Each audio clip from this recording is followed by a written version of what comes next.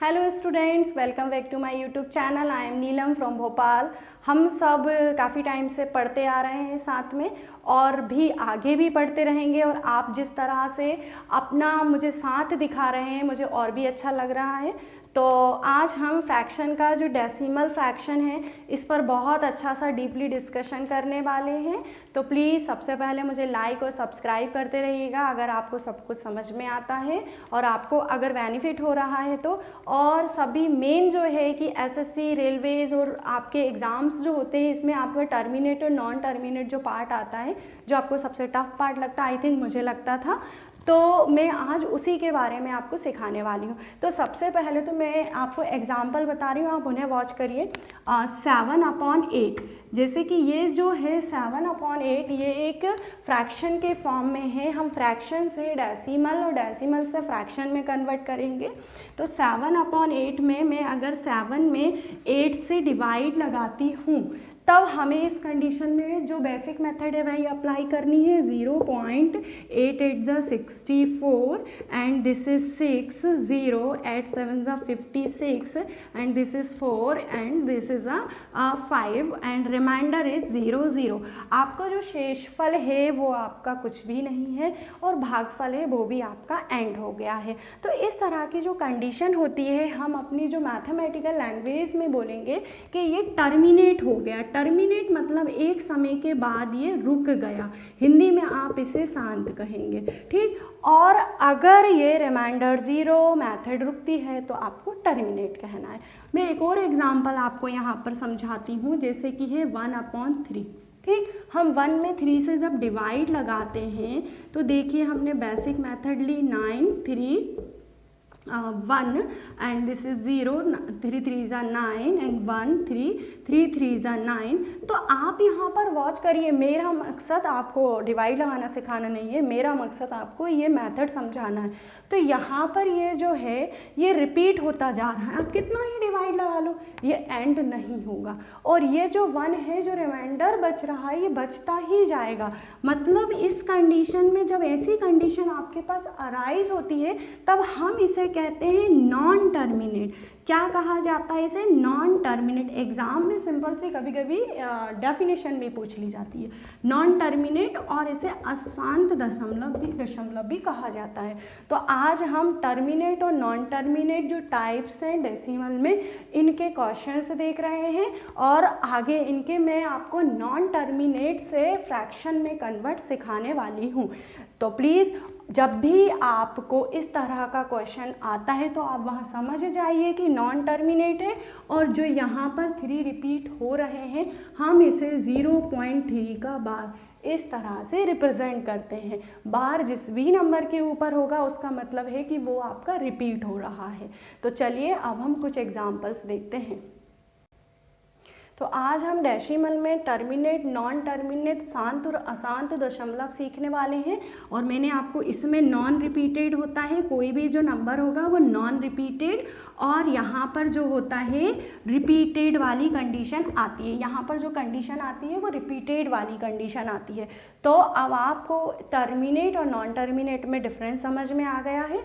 तो मैं क्वेश्चन लेती हूँ, जैसे कि मैंने क्वेश्चन लिया 0.1 का बार। एग्जाम में आपने देखा होगा इस टाइप के क्वेश्चंस आते हैं, हमने 1 के ऊपर बार लिखा है। तो सबसे पहले तो इस 1 का बार का मतलब ये हुआ, ठीक। तो मैं पहले आपको बेसिक मेथड आपको सिखा देती हूँ। 9th के स्टूडेंट्स जो कि बेसिक मेथड ये करते हैं। तो सबसे पहले हम x इज इक्वल टू 0.1111 लिखेंगे, इसे raise raise raise both side हम 10 से मल्टीप्लाई करेंगे। बोथ साइड हमारा जो होगा 10 से मल्टीप्लिकेशन होगा, हम 10x लिखेंगे इज इक्वल्स टू 10 मल्टीप्लाई 0.1111 और 10x इज इक्वल्स टू हमारा 1.11 हो जाएगा। This is a equation first and this is a equation second. हम इक्वेशन सेकेंड में से इक्वेशन 1 को माइनस करते हैं तो 9x is equals to 1 and x is equals to 1/9। तो देखिए ये कितनी एक लंबी और लॉन्ग प्रोसेस है। ये उनके लिए बेनिफिशियल होती है जो कि एग्ज़ाम में नंबर्स के लिए पूरा आपको एक्सप्लेन करना होता है। लेकिन जब हम गवर्नमेंट के एग्ज़ाम्स देते हैं तो वहाँ पर हमारा टाइम बहुत ही इम्पोर्टेंट होता है। तो इसलिए मैं आपको डायरेक्ट मेथड सिखाती हूँ, आप वो मेथड सीखेंगे। और प्लीज़ अगर आपको सब कुछ समझ में आ रहा है अच्छे से, तो मुझे प्लीज़ सब्सक्राइब और लाइक करते चलिए। तो हम इसे मैं आपको डायरेक्ट मेथड सिखाती हूँ कि डायरेक्ट मेथड कैसे रहती है। तो देखिए यहाँ पर जो दशमलव है, जो पॉइंट है, इसके बाद एक ही नंबर, एक ही टाइप का नंबर है जो कि रिपीट हो रहा है। तब इस कंडीशन में आप किस तरह से लिखेंगे, ये देखिए 0.1 का बार है, 0.1 का बार, एक ही टाइप का नंबर रिपीट हो रहा है। सबसे पहले तो वो नंबर लिखा, 1 रिपीट हो रहा था, मैंने 1 लिखा। पॉइंट के बाद एक ही नंबर है तो हम यहाँ पर 10 लेंगे और 10 - 1 मतलब हो गया हमारा 1/9। तो इस तरह से मैंने डायरेक्ट आपको ये दिखा दिया कि 0.1 का बार है तो 1/9। अगर मान लो यहाँ पर होता 0.2 का बार तो हम इसे क्या लिखेंगे, 2/10 - 1 इज इक्वल्स टू 2। अब ये वाला जो क्वेश्चन है, पहले मैंने एक ही नंबर लिया, अब हम ये वाला जो एग्जाम्पल ले रहे हैं, एग्जाम्पल 0.23 के ऊपर बार।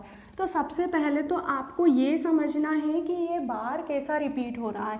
तो ये जो रिपीटेशन है, ये 23 इस तरह से चल रहा है, मतलब ये दोनों ही नंबर रिपीट हो रहे हैं। तब हम इसे, मैंने आपको जो डायरेक्ट मेथड बताई मैं वही बताने वाली हूँ। देखिए हमने सबसे पहले ये 23 लिखा, ये 20 जो 3 है, ये दशमलव के बाद 2 नंबर है, तब हम यहाँ पर लेंगे 100 - 1 मतलब हमारा क्या हो जाएगा 23/99। ठीक, आपको मेथड समझ में आई किस तरह से करना है। आपको 2 नंबर रिपीट हो रहे हैं तो 100 - 1 23/99।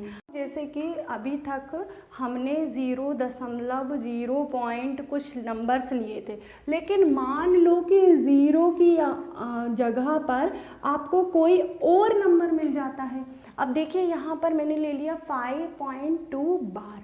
5.2 बार मतलब ये इस तरह से लिखा हुआ है 2 2 2 डेज डेज।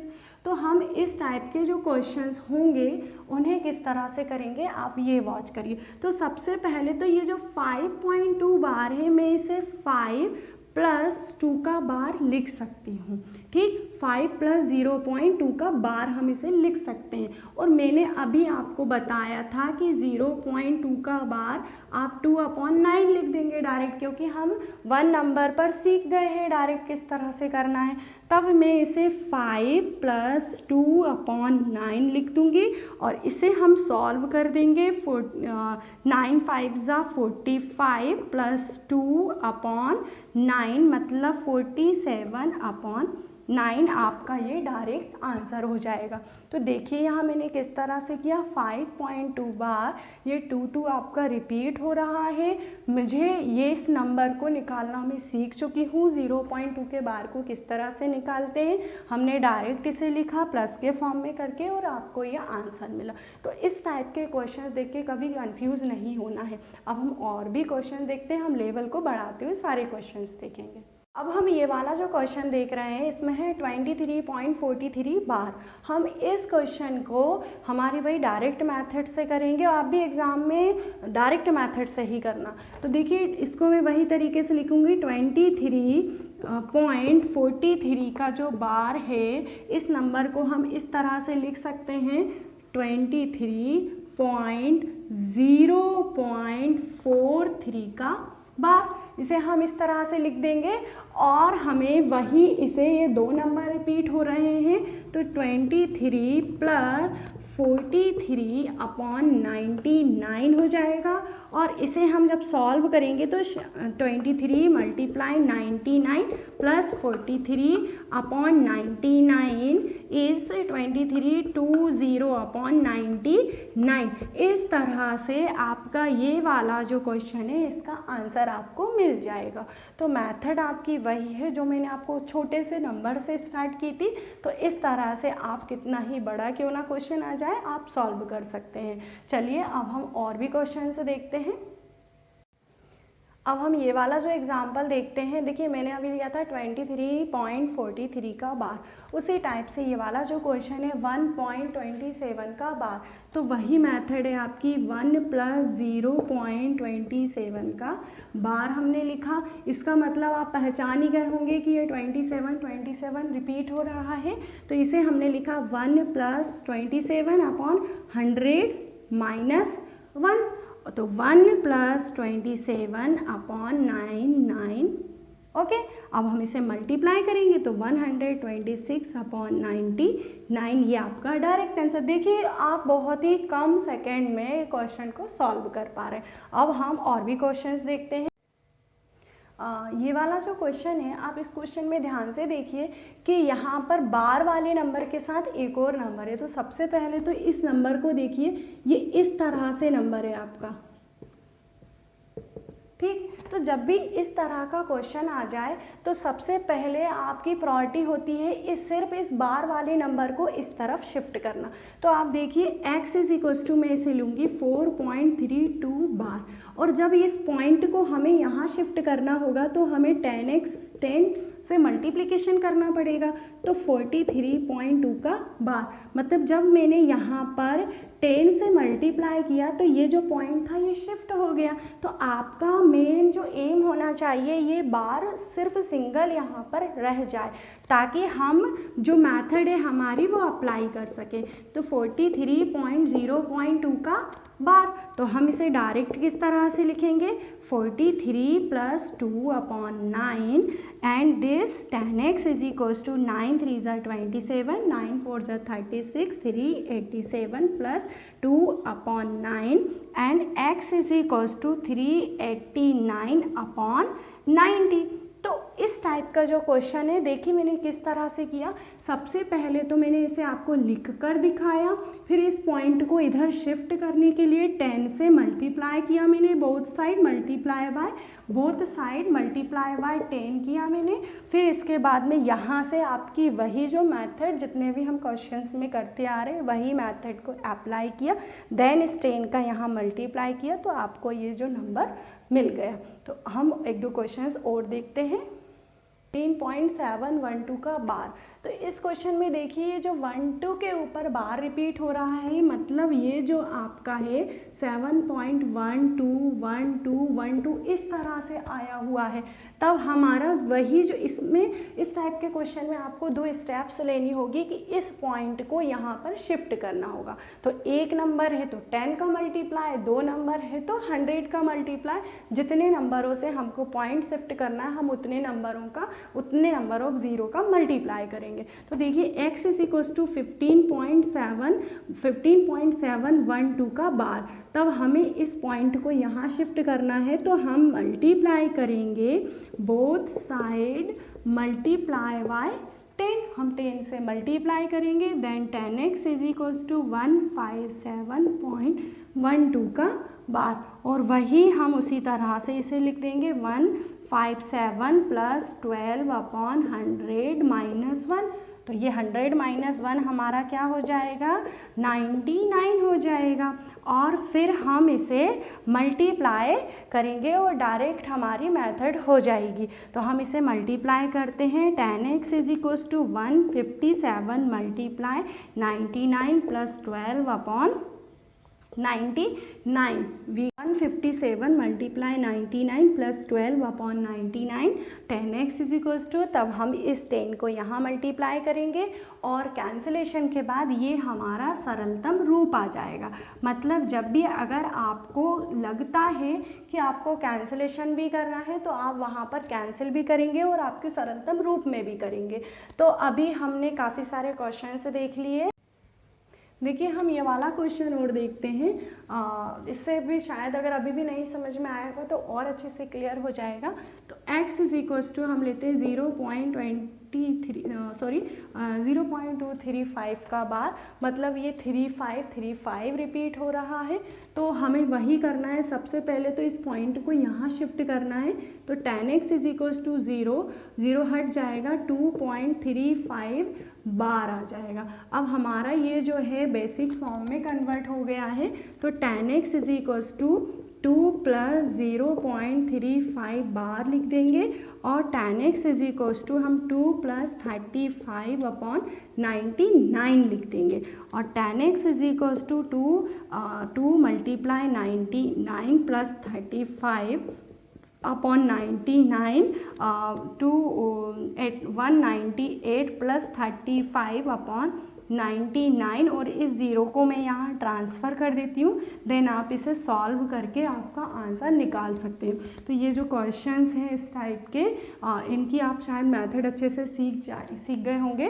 तो 10 का मल्टीप्लाई करके पॉइंट को मैंने शिफ्ट किया। अगर मान लो यहाँ पर आपका होता 0.235 का बार, तो अब आप इसे 100 से मल्टीप्लाई करते हो 23.5 बार लेते, और मान लो यहाँ होता 0.2354 का बार, तब ऐसी कंडीशन में हम इसे 1000 से मल्टीप्लाई करेंगे और सॉल्व करेंगे।